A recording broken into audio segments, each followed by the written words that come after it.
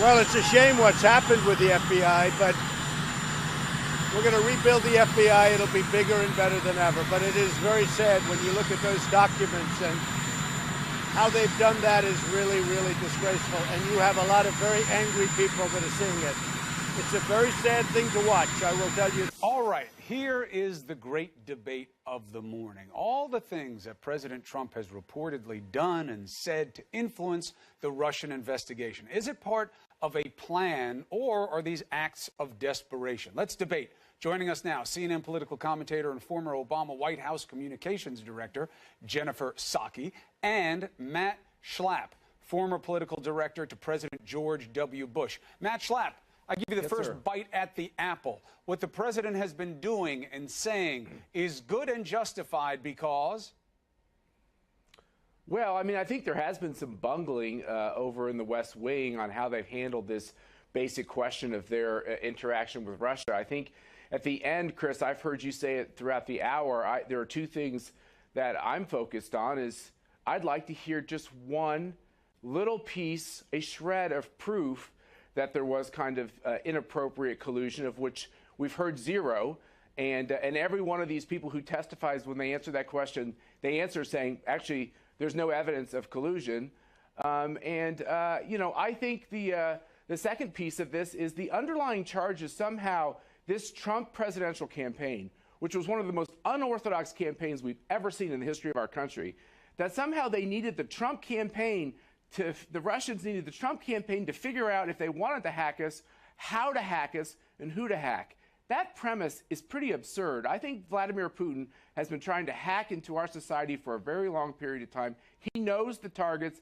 They know what they're doing. I don't think they needed the Trump campaign's help for any of that, so even the premise is silly. All right, Jen Psaki, I want your response, but one important clarification. I have heard nobody in any position of authority say, I've looked at everything, there is no proof of collusion. No one. I've heard them say, I don't know. I've heard Brennan say it. I've heard Clapper say it, because they were intel guys. They weren't part of the FBI part. I've never heard Comey give any position on it because the investigation isn't over. But that point I agree with that. I agree with that. But that's not what you say, and that's never the spin out of the White House. It's always no collusion. But you are innocent. You are innocent in this country until people have proof. Oh, what they're saying is so far we don't have any proof. That's true, but it's an ongoing investigation. So, absolutely. Your response. Look, I think members of the intelligence community, many of whom I worked with for years, are the meticulous, they're thorough, and they're very careful. This is what you sort of touched on here. What we heard from Brennan yesterday was really an alarming concern, and it worked through the natural process. This is ongoing. It's going to take months. The FBI investigation will take months. The Senate Intelligence Committee's work will take months. But we've already learned a lot that we didn't know in the fall that has created more alarm bells, which is at one point Trump said there were no contacts. We know that's not true. At one point he said there was no financial ties. We know that's not true. The Senate Intelligence Committee has requested information. So there's a lot of threads that have unraveled here.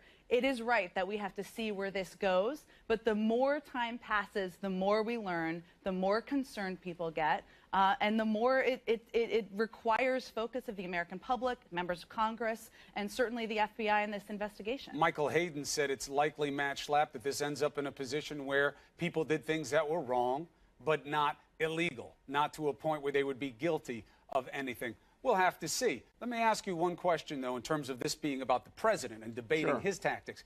He says, according to the New York Times, to Russian authorities, that Comey, he's a nut job. I fired him, and now the pressure is off me from that Russian investigation.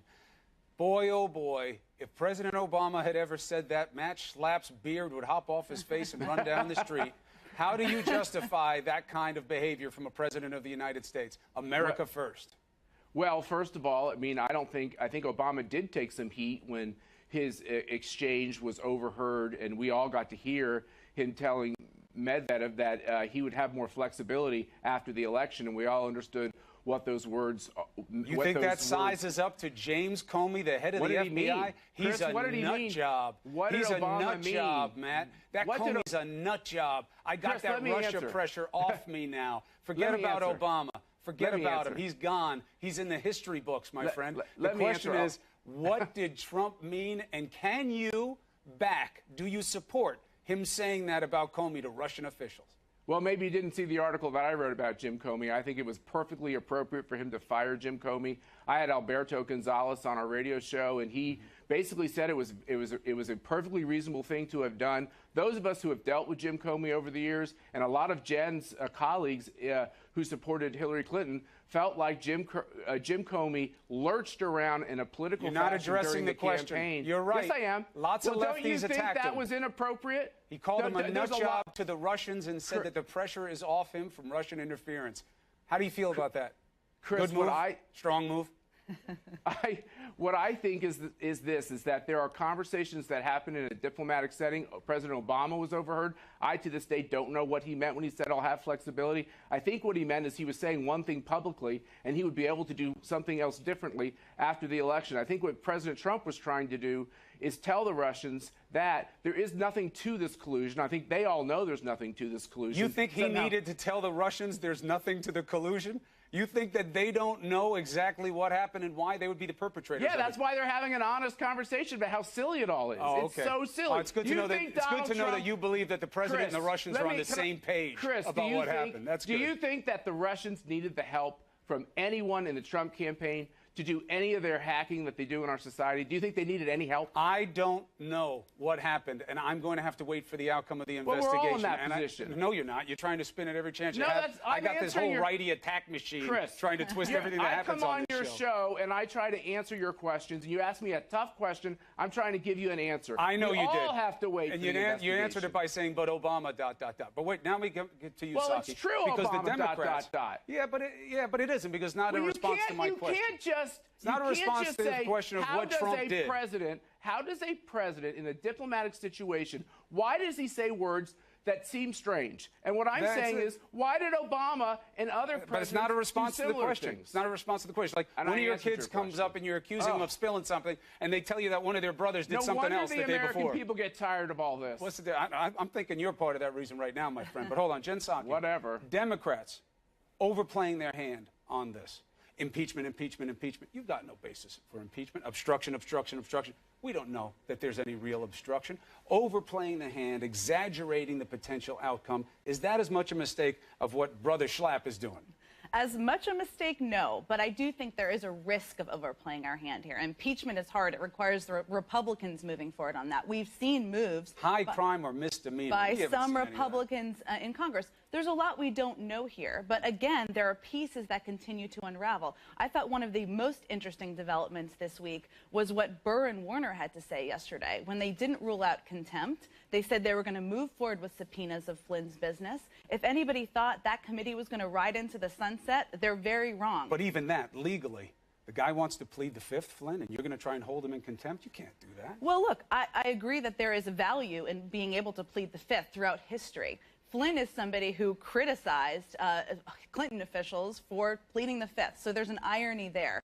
What I think we saw from the committee, though, a Republican and a Democrat, is a commitment to getting to the bottom of the facts. Yes, there's more time this needs to pursue, but there are a number of Democrats who are being responsible. There are Republicans who are being responsible. Those are the people I think we should look to at this point in time. And there are those who are not, and that's why we need good leaders. Jen Psaki, Brother Schlapp, Matt Schlapp, always good to have you on the show. Thanks you for making a robust case.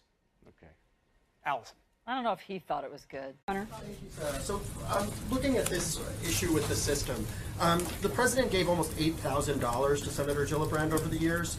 His daughter also gave her $2,000. What specifically did they get for these contributions that she was offering? Look, I think oftentimes what you do, you're getting access. A member of Congress will take your phone call, they'll take your meeting, and if you're driving something as a businessman that the president may or may not have been driving at any particular point, you can talk to that individual about it, and sometimes they carry your water. That's the reason that we have a broken system. That's a reason that often special interests control our government more than the people do, and that's one of the reasons that this president ran to be president. It's one of the top reasons I think that he won and that he's sitting in the Oval Office today and Hillary Clinton's not, because he couldn't be bought, and everybody knew that she could, because they'd seen it time and time again. Is he admitting that he bought access in a corrupt way?